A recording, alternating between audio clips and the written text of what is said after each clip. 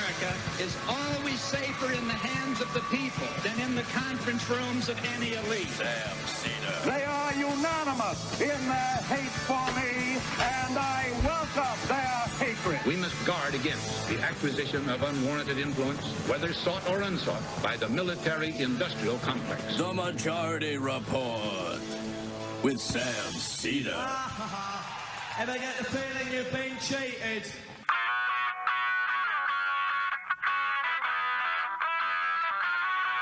It is Monday, October 14th, 2024. My name is Sam Seder. This is the five-time award-winning Majority Report. We are broadcasting live to tape steps from the industrially ravaged Gowanus Canal in the heartland of America, downtown Brooklyn, USA. It is Indigenous Peoples Day. I don't know what they call it where you are located. Okay, there goes the music. That's all right. And we are actually technically off today. And by technically, I mean in the sense that we're literally off. We're not here. This is not live. This is a recording of my voice, which for most of you is exactly how you consume this product anyway. So we're enough already. Taking a break. It's the final day of my softball season. We have a doubleheader. I don't even know if I qualify for the stats this year because I didn't play enough games. It doesn't matter. I have no idea what anybody else on the program is doing, but we have a great interview that we did, I think it was Indigenous Peoples Day last year. I found this absolutely fascinating. When he came on, I had not, I had never... Until I had interviewed him or prepped for the interviewing, I guess, had no idea about the things he was talking about, and it is fascinating. It's Peter D'Errico. He's professor emeritus of legal studies at the University of Massachusetts, Amherst, author of Federal Anti-Indian Law, the Legal Entrapment of Indigenous Peoples. And much of what we talked about was the doctrine of discovery, which I, until reading this book, I had no idea. I'd never heard of it. And it was a papal decree in the 1400s that was used to justify why or how really colonization by Europeans was legit. And the fascinating thing is that we still operate under this papal decree today within the context of our federal law. You have to listen to the interview to see how we got there and sort of like how it is mutated. But in addition to the facts of this being fascinating, the dynamic to understand how a papal edict 700 years ago influences and directly in many ways controls some important elements of our law today, gives you a sense of just sort of the durability of ideas, dispositions, and how they can influence decades later. Centuries later. The idea of how much resonance does slavery have and influence it within the context of our society 250 years or 150 years after slavery. Well, listen to this and you see how things mutate, but the where they come from still is controlling, is fascinating. So enjoy this interview, and we will be back live tomorrow. As always, you can support this program by becoming a member at jointhemajorityreport.com. We are now, 1, 2, 3 weeks. 3 weeks and a day away from the election. We will be live that night. Important election, I think. So stick with us. In the meantime, enjoy this interview with Peter D'Errico from last year around this time. I think it was October 9th or so. Here it is.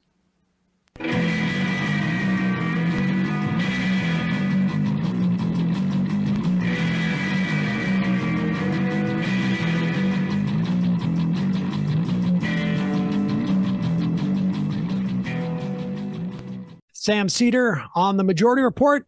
Real pleasure to welcome to the program Peter D'Errico. He is a professor emeritus of legal studies at the University of Massachusetts Amherst, author of Federal Anti-Indian Law, the Legal Entrapment of Indigenous People. Peter, welcome to the program. Thank you, Sam. Good to be here with you. I got to say, I've always been fascinated by Indian law. I went to law school for 1 year and then left.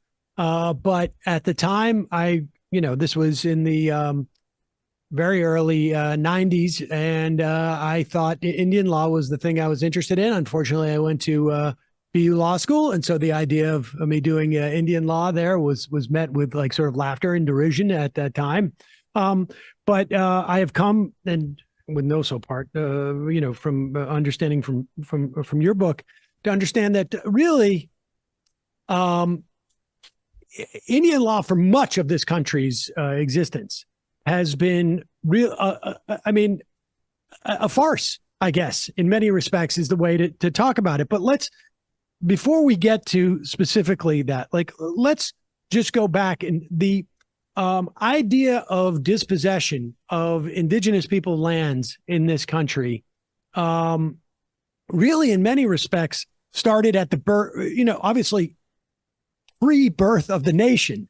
Yeah. But Washington and Jefferson in particular were real estate guys. Yeah, absolutely. Just walk us through that a little bit so we have a certain context to understand that this is in the DNA of the country. Yeah, and we talk about things like the Northwest Territory and et cetera.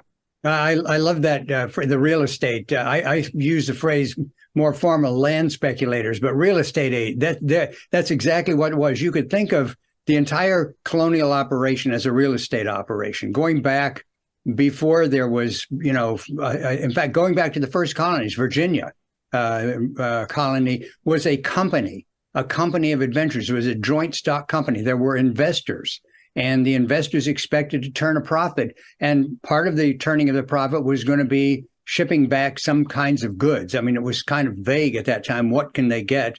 Eventually, they found, tobacco was a big market, but furs were always in the northern parts. There was always the possible market there, but land became the crucial piece, and huge chunks. This is also integrates with where John Marshall, the Chief Justice, who wrote these 3 opinions that created this anti-Indian law structure that says that the U.S. actually owns the continent. His land, his own personal claims to land were involved in it. Today, we'd say what a gross conflict of interest. But Washington, Jefferson, their claims to land came long after Lord Fairfax. He was the big guy. Lord Fairfax, a grant from the crown, direct from the king. And the idea was that these were landed gentry in England, and they were investors in England, and they were going to just replicate that. And the replication was they were going to get vast land grants, which they would hold as essentially as fiefdoms, and then they would parcel them out and make money off of that process as the lords of the manor. And at a time when the idea that land could be bought and sold was just barely emerging. It was no longer going to be feudal, where you held the land of the lord. So you have the landlord, and the lord gives you the right to live on this land, etc. That was the feudal structure, was shifting toward the lord could actually just sell you the land. Then the lord had no control over you or your land. That was all in flux at this time. So real estate, in a very complicated way, at the same time, a very straightforward way of grabbing land. And I want to add one more thing, which is the premise of all of that is the continuing premise of what I call federal anti-Indian law, which is the claim that it was not actually necessary to do anything other than so-called discover this land to have the claim held by the crown. So Henry VII sends out John Cabot, just like the Spanish sent out Columbus. Of course, they didn't know what Columbus was going to bump into, but when they dealt with the Pope said, he bumped into something that we don't know about, but you have control over it. So it's in your feudal domain. Your crown is now the crown of that whole area. Well, Cabot made the same kind of discovery. Henry VII and England claims from that. Now we have that. And why do we have that? And why do the Spanish have it? Because the Pope says that you have it. And who is the Pope? He's the vice regent of God on earth. And so right at the outset, pre any development of Washington isn't even a dream in anybody's eye at that time, there was already the notion that this is essentially a land transaction. Transaction is not quite the right word for a grant, but it was a land grab, and it was done at the under the auspices of the superior power of the Pope as the ruler of the world and of Christianity. And so a Christian monarch occupied the position of somebody as soon as that monarch discovered something that no other Christian monarch had discovered. It was part of their domain, and domain comes from dominion and domination, and it's actually the Latin word from which lordship comes, dominus. So this very seed, it's like you thought, what's the very first seed of this real estate business that you so nicely described? The very first seed is that which I've just described, the claim that there's a Christian power, Christian monarchical power to claim ownership of areas of land. And then this is what in 1823, now we leap up some centuries. Well, before we get there, because I think this is, this is sort of, this is fascinating insofar as, and I think people are about to see the relevance when we get to Marshall as to how this, I guess, this paradigm of God essentially saying, this is yours. And of course, the interlocutor there, maybe, has access to, I have access to God. So trust me, this is what God, he says. And of course, he is a he. But how much of this, what's fascinating, even at that stage of human development, if you will call it, that there is a justification offered when in fact it is like the reason why we're going to take this land is because we can. We have, we're going to find out if we can in terms of like sheer weaponry, and the Christianity at that point becomes the justification, but it's internal, almost like domestic, if you will, justification, right? Like the indigenous people, they don't care what Christ said about this as being your land. Like that's not going to adjudicate this. This is to almost in some ways assuage the domestic potential dissent as to like, hey, wait a second. Why am I going to die so that the king or the Lord controls this land, which I may or may not participate. I mean, he's going to feed me off of that land, maybe because I'm one of his soldiers. But like how much work aside from the idea of like, we're in this gang, and if you help me plunder, I'll give you the stuff. It just became an organizing principle and a sort of rationalization for people that God, this is God told us to do this. Yes, it's really excellent, Sam.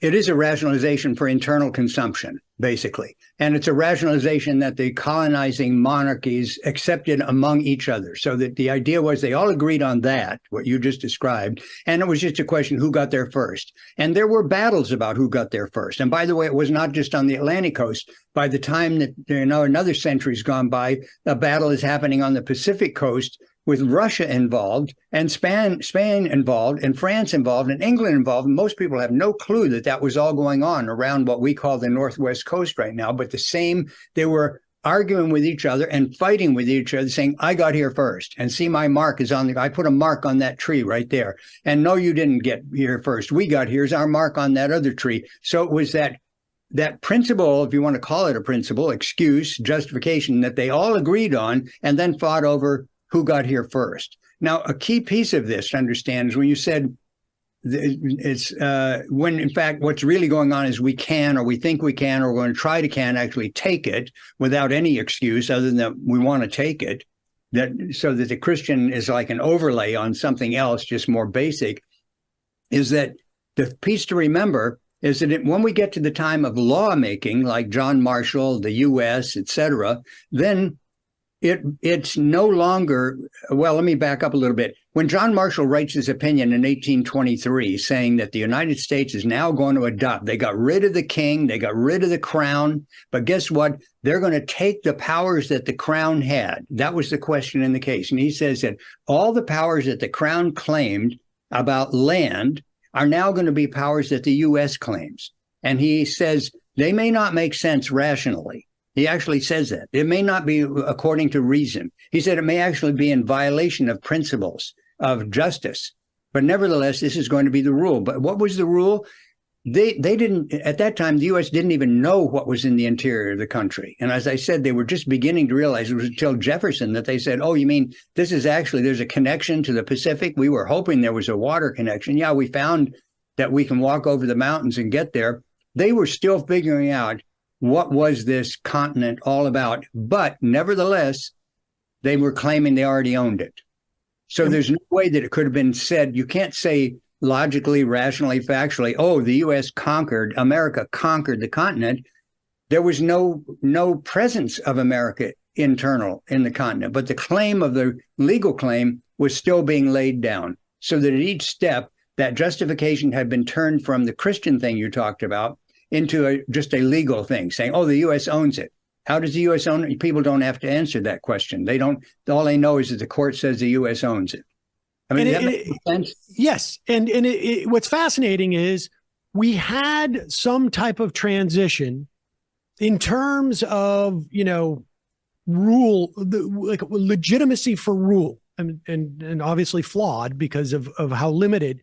But there was this democratizing movement in the context of who's going to rule here. We're going to elect representatives. There is no divine right for the presidency that is elected. I mean, all of this obviously is qualified by the fact that, you needed to have property rights or property, et cetera, et cetera. But relative to feudalism, it is a step in a democratizing direction. Yeah. In the context of our law, it feels like the law also became canonized, but based upon a new set of principles that were a function of a charter that was not necessarily given to us by God, but was negotiated theoretically by representatives again.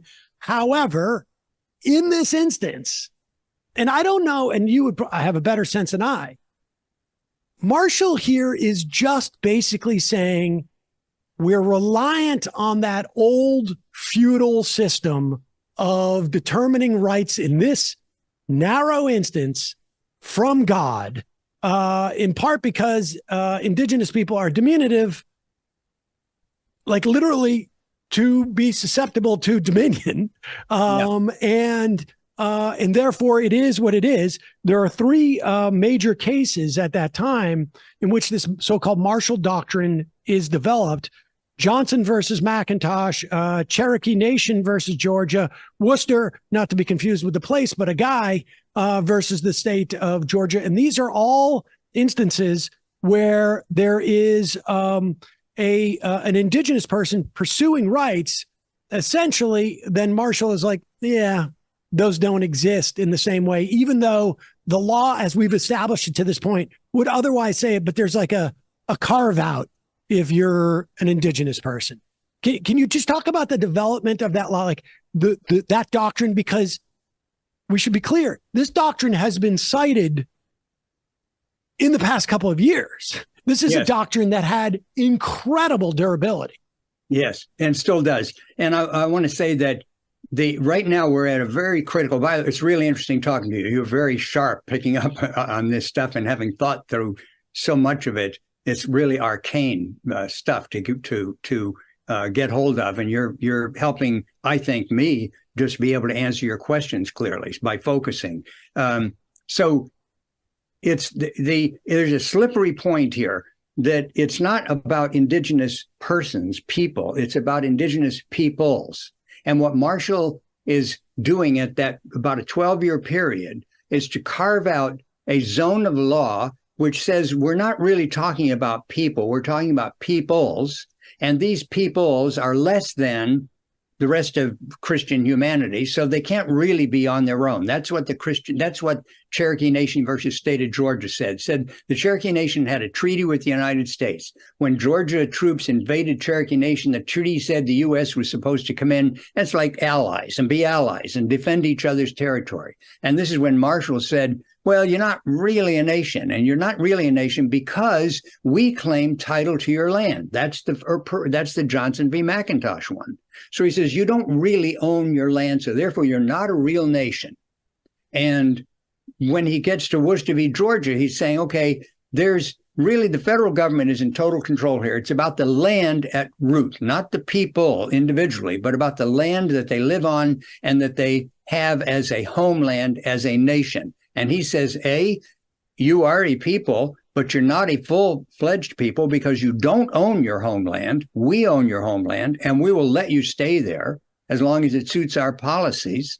And B, one of our policies is that we're in total control. The states can't do anything about this because we want to control the parceling out of the land of the continent on which you and many other indigenous peoples live. So land is the key thing. And if we can jump way up till the present day, since you referred to this, it just happened in the last couple of years, and of course it did. The McGirt case, if we could just hold there, because I want to talk about the implications of that. Yeah. But if I understand you, I mean, it's not quite a circular reasoning, but it's almost like the analogy I can think of is like a sort of is a schizophrenia in some way, yes. Because there is just a fundamental assumption that is made that is wrong. Yes. But once that fundamental assumption is made, everything logically follows from that. Absolutely. And so the Marshall Doctrine, if I understand it correctly, and correct me if I'm wrong, it states basically, because you're not really, we've made negotiations and treaties and laws around you as a people, but because you're not actually a people, because we own all your land, which we already said that we did, then all of the rights that sort of emanate from you having been a people and all the agreements that you sort of entered into, they don't really count because you're not really a people and you don't qualify because we owned your land, which had defined you as a people. And therefore, everything that emanates from that was basically, in a sort of a reverse, the fruits of a poison, the seeds of a poison fruit from that. And the original mistake was to actually give you rights in the first place. And therefore, none of the actual rights that derive from that are legitimate because it was founded on a sort of a foundation that was unsustainable. And the reason why that foundation is unsustainable is because God basically said that we had the land. Yep. Absolutely. And it is, I think schizophrenia I use that phrase in the book. And actually Clarence Thomas, of all people, has pointed this out. He said there really is nothing, there's no basis for the claim that the U.S. has what's called in the law plenary power. There's no basis in the law for that. And it's really surprising that this person who's the very conservative justice is the one who's taking the most radical position regarding U.S. claim that it has total power over Native peoples. But that schizophrenia, you see it over and over again once you become attuned to it. So there's a Standing Rock case before the big Standing Rock case. The Standing Rock case in the beginning was when the dam was built that backed up the river under which some later time the pipeline was going to be laid. All right. So that original case was the violation of a treaty with Standing Rock that said they shall have this land forever. And the judge in that case, it's kind of like a Stooges thing. He's trying to figure out how he knows he has to come to the conclusion that the U.S. is going to be able to wipe this treaty out. But the treaty says that it's forever, and it says the U.S. has pledged its highest honor. And he goes through this incredibly convoluted reasoning, trying to fight himself out of the paper bag of how do I explain what I'm about to decide here? Because it says forever, but it's not going to be forever. So what is it going to be? And what does forever mean? And he's just as puzzled as a person could be trying to figure out a logical conundrum that doesn't really have an answer because its premises are what's problematic.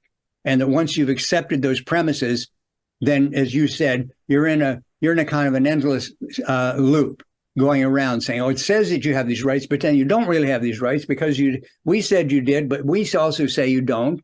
And so since we're in control, anything we say is, who's going to speak against us? I think Lady Macbeth says something about who is there that could challenge our power. We don't have to worry.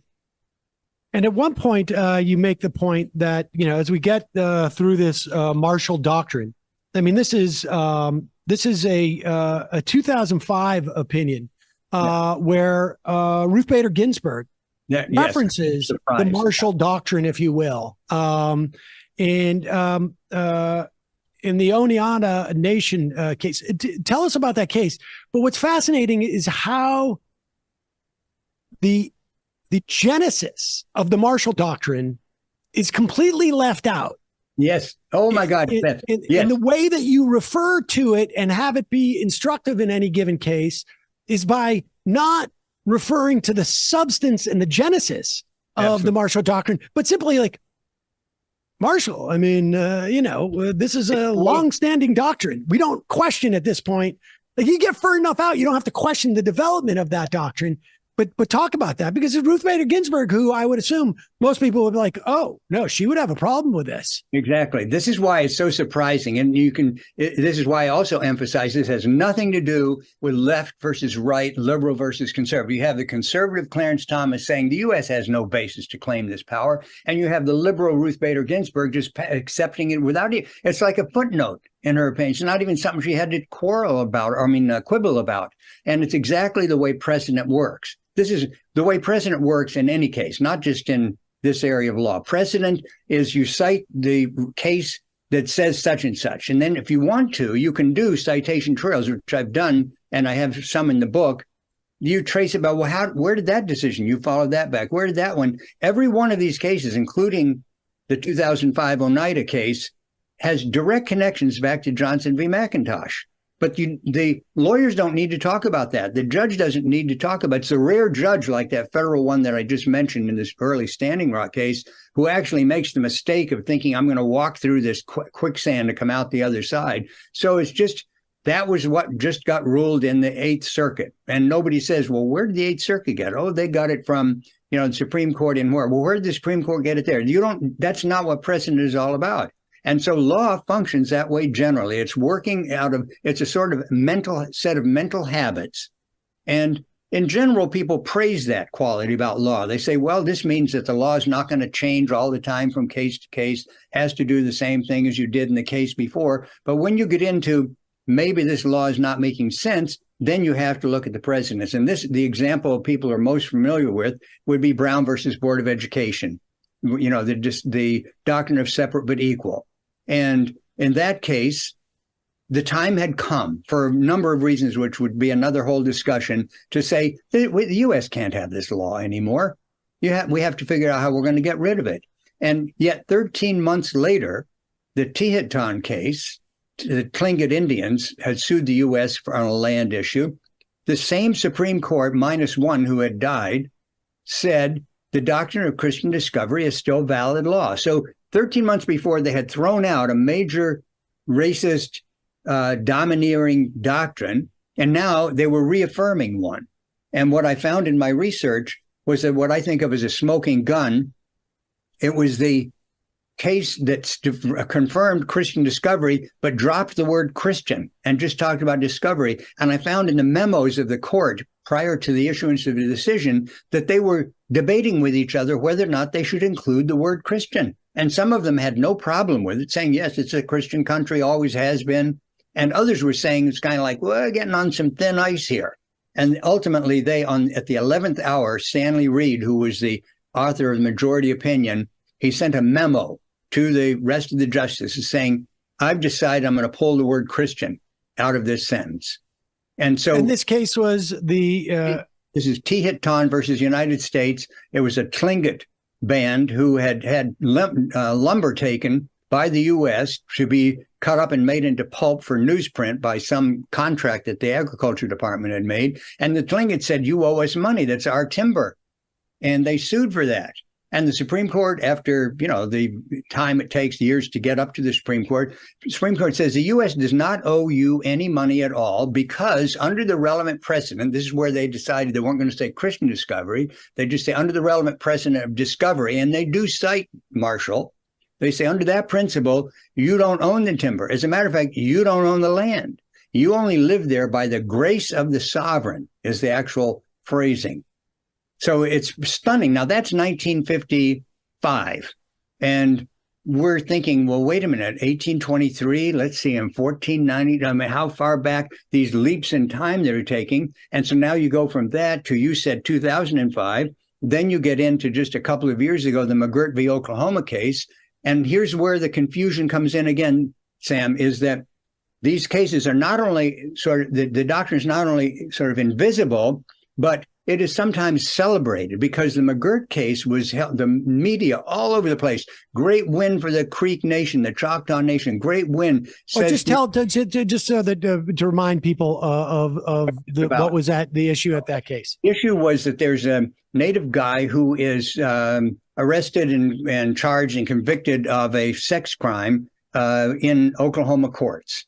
And at some point, he and his lawyers say, well, wait a minute, he shouldn't have been tried by Oklahoma because he's a Native guy. He's in Indian country within the original treaty lands. So this is not a state criminal matter. But the thing that most people missed, including all the media that I saw, was that they were saying he should have been tried by the federal government.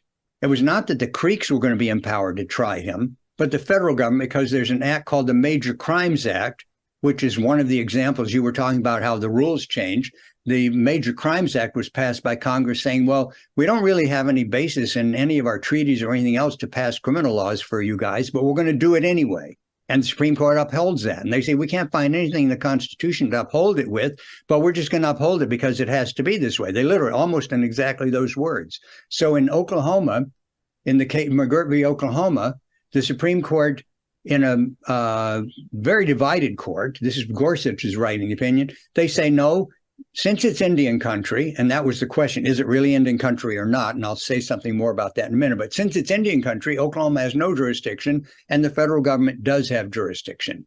And what's the basis for that? Gorsuch doesn't even use the word discovery. He just refers to a text without quoting it, an 1868 or something text, property law text. There's where the language is when the Christians discovered. But he doesn't want to get his hands dirty with that. So he just says, oh, that's the precedent for it. And then he cites another case, Lone Wolf, it's called. It's the case that came up with the phrase plenary power, but he also doesn't quote Lone Wolf. So the doctrine is getting more and more, as it becomes more contentious. So many people are thinking like discovery, Christian discovery. What's that all about? What's colonialism all about? The court has been is whitewashing. Is whitewashing? Exactly. I mean, it is essentially like if there's a rock under a piece of carpet, if you layer enough carpets onto it, there's a slight bump, but you don't know exactly what it is that's underneath there, and that's what they want to obscure. That these things that were once considered Christian dominion, then go to discovery, dropping the Christian, then just simply go to precedent. And we don't even establish like what that precedent means. And I wonder, like, in this instance, I mean, when we talk about sort of like, other dynamics that start with colonialism, and that colonialism at that time was sort of like justified under religion. And it then became sort of more rationalized through capitalism in many respects. In this instance, this is running parallel to that, but in lieu of capitalism, it is legal doctrine and precedent that is really sort of becoming the domestic, if you will, rationalization for this, and really just obscuring what is fundamental to this right. Because as you say in the McGirt, it is saying that the state did not have auspices in this instance, recognizing the so-called sovereignty of the Indian land. However, that sovereignty does not exist in the context of the federal U.S. government. And so it's reinforcing the fact that you may have sovereignty relative to the state, but that's only because you actually are subject to the federal government in which you have no sovereignty. So it's really, this is an argument not between whether Indian land has sovereignty, but rather which trumps state or federal law in terms of having this jurisdiction. You know, one of the most interesting ways, kind of a lens through which to view U.S. history, the ongoing, even today, long struggle between states and the federal government, is to see the role. It's like the so-called Indian issue runs like that as a thread through the entire thing, the battle. And we saw it at the very beginning, talking about Cherokee Nation v. Georgia. It's a battle for supremacy over who's going to be in charge of the real estate. And the feds make it clear through the court, we're going to take the power. We have the power of the crown. Georgia was claiming the power of the crown, too, because they had a grant. And so was Virginia, for that matter. And so, but the court says, well, that doesn't matter anymore. Only the U.S. crown is going to be the one that we have here. And as the West was, developed and new states were formed over and over again, the questions, the rivalry between a centralized federal power and localized state powers was fought over control of lands. And of course, who's on the land? It's indigenous peoples. So there's an interesting way of looking at how did the federal government get to this position of tremendous power if it had not had the issue of so-called Indian land to deal with. If it hadn't had the Indian land, the Cherokee Nation there, which was its subordinate, partner in this deal, if it hadn't had that, what would it have said about Georgia? That's the time when secession was starting. And the heat was really being turned up about whether or not there was really a union that the states had to belong to, or whether they could depart from the union.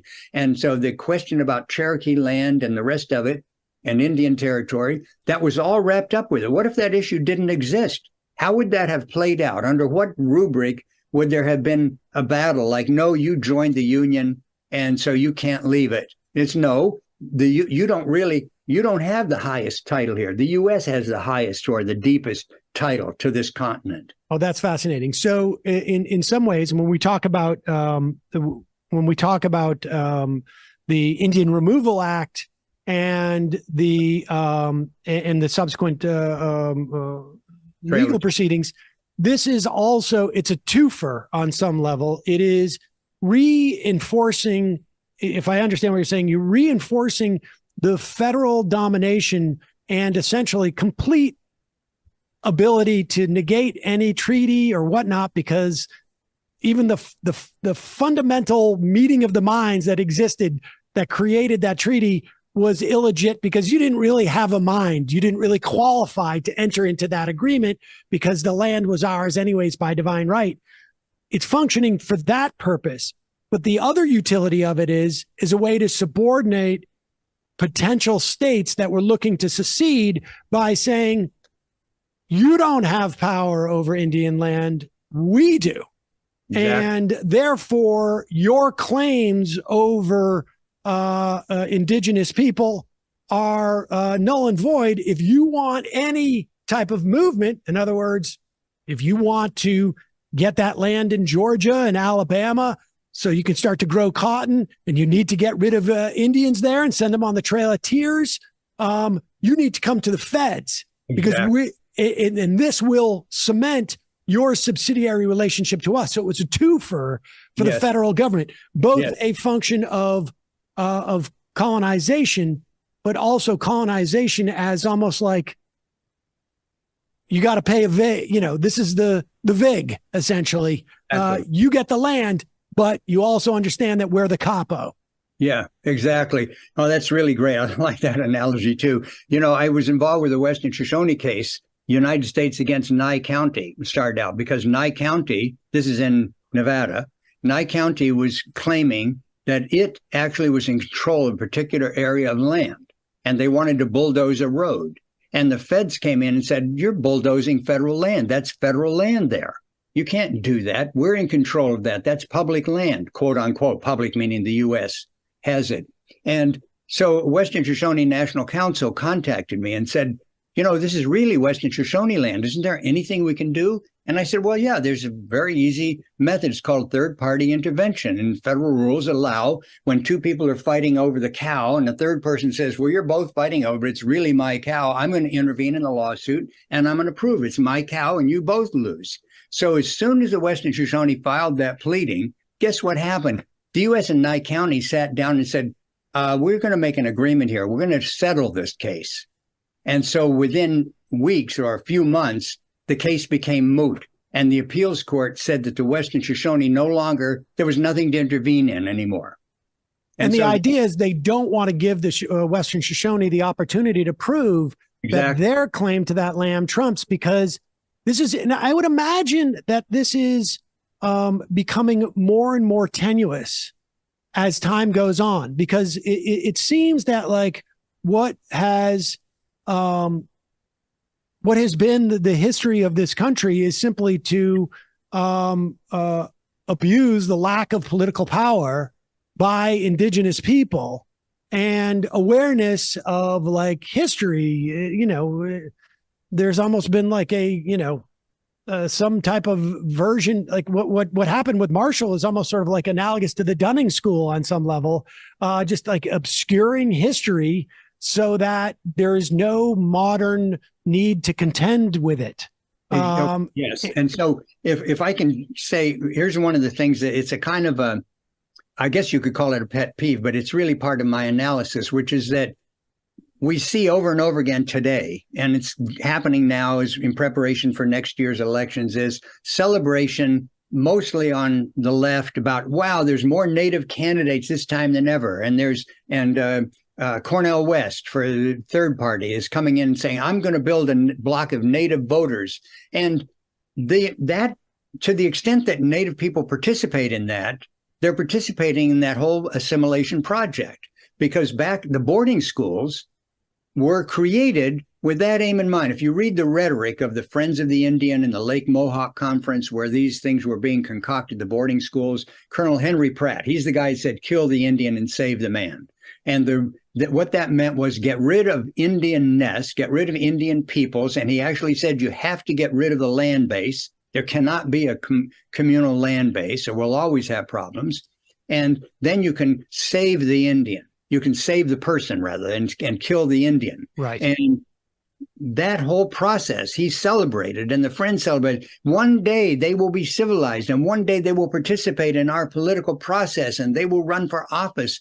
And it's almost like, well, this is what's happening right now. And it's been bought. This is why I call it a peeve, is that you'd think that somebody thinks of themselves as progressive, and they're looking at history and they're thinking analytically, and they're not just like, oh, oof, I don't like those people. You'd think that they would pick up on this, because it's not really that subtle. If you understand the history, and maybe they've never really thought about that history, they say, oh, boarding school, bad thing. But they didn't really think about, what did the boarding school mean? It meant a forcible assimilation. And so what does it mean when you see assimilation? And this can involve people. This is Deb Haaland, Secretary of the Interior. They're very high. The Treasurer of the United States, Malerba, she's a Native person. I don't think people are even thinking about this. Like, what does that mean? And I often think maybe they're actually guerrilla fighters. Maybe they're working their way into the federal bureaucracy so they can take it over. But it's certainly not standing for a land base. It's certainly not saying indigenous peoples have that if there's going to be, let's Oak Flat, where the copper mine is going to be, or Thacker Pass, where the lithium mine is being proposed. If that's Apache land, which it supposedly is, and if the other is Paiute and Western Shoshone land, it's up to them to decide whether or not there's going to be a mine here. But instead, this doctrine of discovery and so forth, and Christian supremacy, the U.S. simply passes a law and says Oak Flat no longer belongs to, it's not even that it ever belonged, of course, but it's no longer part of Apache territory, and now belongs to this gigantic mining corporation. And Thacker Pass belongs to Lithium America. It's not really part of the Western Shoshone land. And so we have all of that is happening right now in real time, and it all involves the land question, and it's being somehow looked at as an environmental problem, but not as an indigenous sovereignty problem. everybody thinks, oh, we've taken care of that because look at all these people. They're running for election. They're getting elected. They're in office.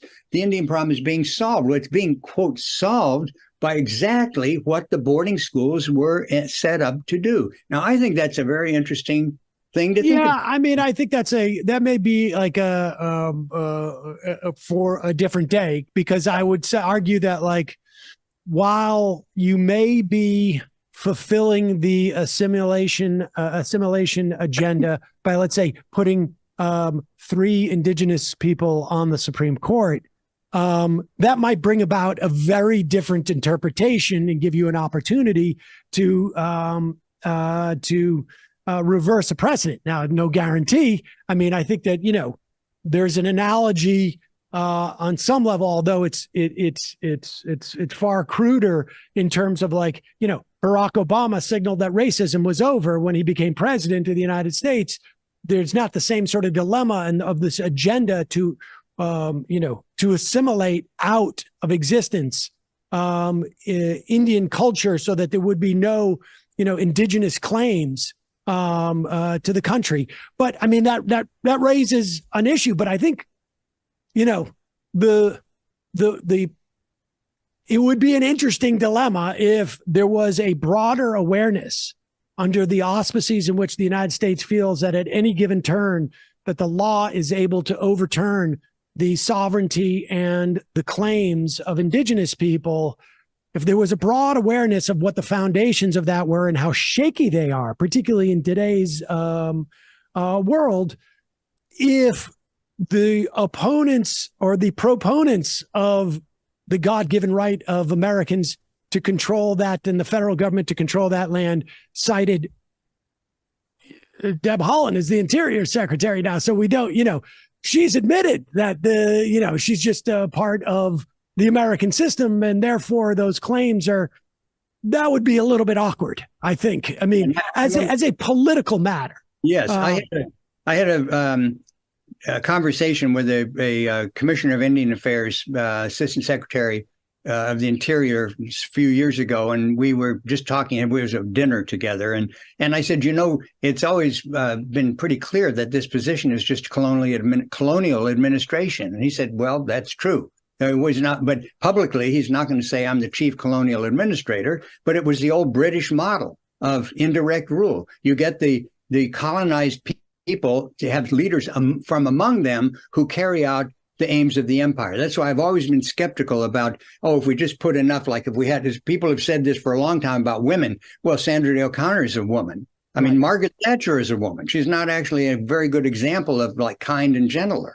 And so I think if we're thinking about the issue the way you're saying, if people knew the history, then we'd also look around the world where these same issues are going on around the world. Indigenous peoples around the world are in the front lines of this whole lithium craze that supposedly is going to be an ecological boon, but it seems like quite a disaster. It's just more extractive economy for profit.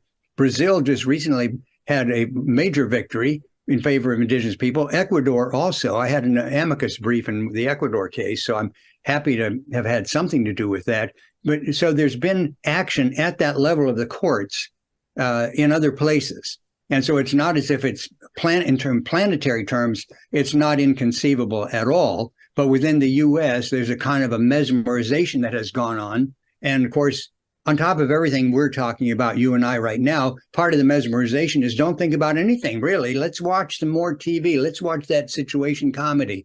Let's go watch that quiz show. It's a kind of a complete absorbing of brain power. I don't want to think about something hard like history. My colleague at University of Massachusetts years ago, he came up with a disease theory of people having selecting classes when he suddenly heard when a student said, "Oh, I've had history," and he started laughing. He says, "Oh, so you're not going to get it again then? Is that right? You've had history, so no problem. You're done with that."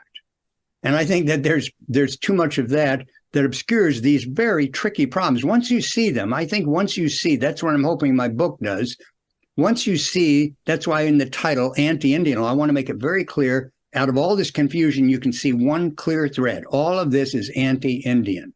No matter that it's not talked about generally, I want to talk about it that way. So once you see that, then you can start pulling these pieces together. But if you're not interested in looking at it, and you just say, don't bother me with that, and especially if you add on a certain kind of racist superiority, whatever you want to call it, saying, those people are just too stupid anyway. I mean, they really are savages, just like we always said, or whatever other language gets used, or emotional tinges get added to it, then it's hopeless. So the level of conversation we're having is really quite significant, I think. Well, I will say this, that, one of the things I found in an era of where, when I think of the Supreme Court, is mostly despondency, that KBJ in the recent, I think it was the affirmative action case, where she was talking about the and maybe it was voting rights as well. I'm not quite sure. That escapes me, but reminding people the foundations of the 14th Amendment and the 13th Amendment and the 15th Amendment, and that it was not a colorblind amendment to the Constitution. It was a recognition of, it was specifically a response to having people who had been slaves, Right. Specifically color conscious measure to make these people full citizens. Moments like that, I think, can open up a lot of eyes, and I hope that your book, and maybe somebody who's in a position of making that argument in a future case has the opportunity to read it. Peter D'Errico, Professor Emeritus, Legal Studies, University of Massachusetts, Amherst. The book is Federal Anti-Indian Law: The Legal Entrapment of Indigenous People. We'll put a link to that at majority.fm and in our podcast and YouTube description. Really fascinating work. I thank you really so much for joining us. Sam, this has been a wonderful conversation. I really appreciate the chance to talk.